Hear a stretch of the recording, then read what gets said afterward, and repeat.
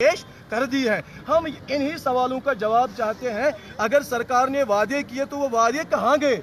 वो वादे शराब साबित हो रहे हैं और हमें आज फिर मजबूर किया जा रहा है। आज आपको पता है हमारी सेक्रेटरीट में बजट की तैयारियां हो रही हैं, प्री बजट सेशन हो रहा है और हमारा मुतालबा है, हम इस इशू को हाईलाइट इसलिए करना चाहते हैं आज की डेट में ताकि सरकार हमें बजट में शामिल करे और हम हमारी सैलरीज को डीलिंग करे और हमारे इशू जो है 7th पे कमीशन उस पर वो इम्प्लीमेंट हो जाए।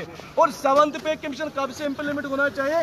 हम सितंबर से नहीं चाहते हैं बल्कि जनवरी 2016 से, जैसे बाकी स्टेट एम्प्लॉइज को और सेंटर के मुलाजमीन को दिया गया।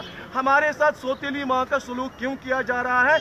हम सरकार को 10 दिसंबर की डेट देते हैं। अगर 10 दिसंबर तक सरकार ने सैक में हमारे मसले को अप्रूव नहीं किया गया तो हम जम्मू में सिट इन पे बैठेंगे अपने फैमिली मेंबर्स को लेके, तब तक नहीं उठेंगे जब तक हमारे हक में 7th पे कमीशन और डीलिंग को मंजूर नहीं किया जाएगा।